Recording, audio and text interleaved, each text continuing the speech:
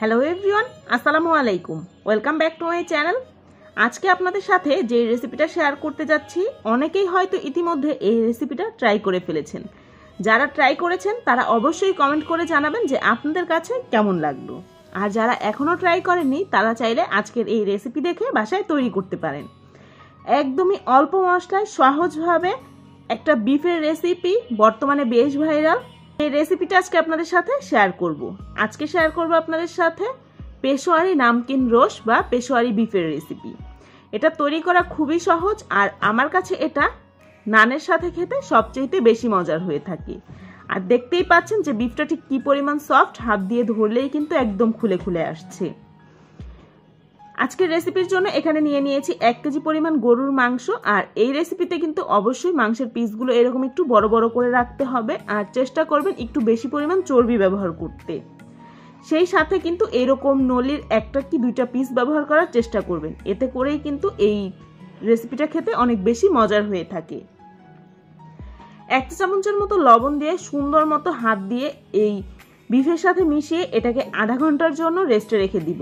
এতে করে মাংসর ভেতরটা একদমই জুসি হবে, আর মাংস থেকেও কিন্তু অনেকটা পানি বের হবে। আধা ঘন্টা পরে এখন এর মধ্যে বাদবাকি যা উপকরণ দেওয়ার সেগুলো দিয়ে দিচ্ছি। এখানে আমি মাঝারি সাইজের 3টা টমেটোর এরকম মাথার দিকটা কেটে ব্যবহার করছি। আর এখানে আমি ফ্রোজেন টমেটোটা ব্যবহার করেছি। আপনাদের হাতের কাছে যদি ফ্রেশ টমেটোটা থাকে সেটাও কিন্তু ব্যবহার করা যাবে। দিয়ে দিচ্ছি এরকম ছোট সাইজের 5টা পেঁয়াজ। যদি মাঝারি সাইজের পেঁয়াজ ব্যবহার করেন সেক্ষেত্রে কিন্তু 3টা পেঁয়াজ ব্যবহার করলেই হয়ে যাবে। পেঁয়াজগুলো শুধু খোসা ছাড়িয়ে ধুয়ে এখানে ব্যবহার করেছি আস্ত আস্ত। আলুগুলো খোসাটাকে ছাড়িয়ে নিয়ে এরকম আস্তই ব্যবহার করছি, যেহেতু এটা অনেকটা সময় ধরে রান্না হবে। আলুগুলো কিন্তু সুন্দর মতোই সেদ্ধ হয়ে যাবে। 2টা বড় সাইজের রসুন, ওপরের যে বাড়তি খোসা থাকে আমি সেটাকে যতটা সম্ভব একটু ফেলে ধুয়ে তারপরে এখানে আস্তই ব্যবহার করেছি। 1 ইঞ্চি সাইজের 2 টুকরো আদা এরকম পাতলা স্লাইস করে কেটে এখানে দিয়ে দিচ্ছি। সেই সাথে আস্ত কিছু কাঁচামরিচ দিয়ে দিচ্ছি। অনেকে কিন্তু এই রেসিপিতে নাগা মরিচ বা বোম্বাই মরিচ যেটাই বলেন সেটাও ব্যবহার করে থাকেন। আপনাদের পছন্দ মতো কিন্তু যে কোনো একটা এখানে ব্যবহার করা যাবে। এখন এর মধ্যে আরো কিছুটা লবণ দিয়ে দিচ্ছি, আর লবণটা অবশ্যই বুঝে দিতে হবে, কারণ আমরা কিন্তু আগেও বেশ খানিকটা লবণ ব্যবহার করেছিলাম। দিয়ে দিচ্ছি আস্ত গোলমরিচ 1 চা চামচ পরিমাণ। যেহেতু এখানে চর্বির পরিমাণটা কম ছিল তাই এখানে দিয়ে দিচ্ছি 2 টেবিল চামচ পরিমাণ রান্নার রেগুলার তেল। আপনারা চাইলে কিন্তু চর্বির পরিমাণটা যদি বেশি থাকে সেক্ষেত্রে কিন্তু এই তেলটা স্কিপ করতে পারেন, আর তেলের পরিবর্তে চাইলে কিন্তু ঘি বা বাটারও ব্যবহার করা যাবে। আধা লিটারের মতো পানি দিয়ে এখন এটাকে ঢেকে স্লো কুক করার পালা।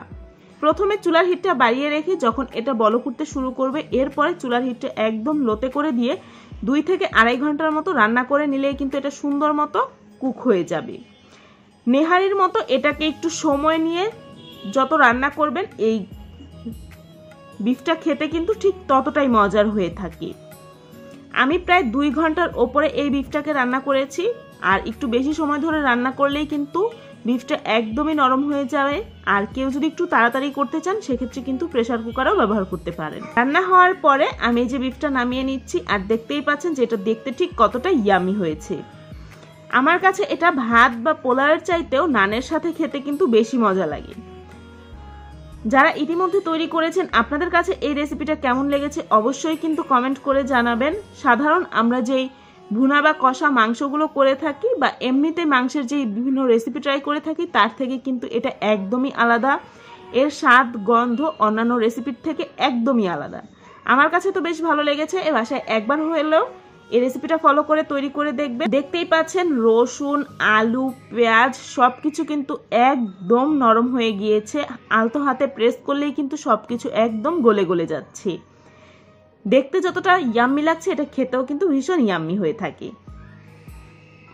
আশা করছি আজকের এই রেসিপিটা আপনাদের কাছে ভালো লেগেছে। যদি ভালো লেগে থাকে ভিডিওটিতে একটি লাইক দিয়ে ফ্রেন্ডস অ্যান্ড ফ্যামিলির সাথে আমার আজকের রেসিপিটা শেয়ার করবেন। আমার চ্যানেলটা যদি এখনো সাবস্ক্রাইব করে না থাকেন তাহলে প্লিজ আমার চ্যানেলটা সাবস্ক্রাইব করবেন। সবাই খুব বেশি ভালো থাকবেন। আল্লাহ হাফেজ।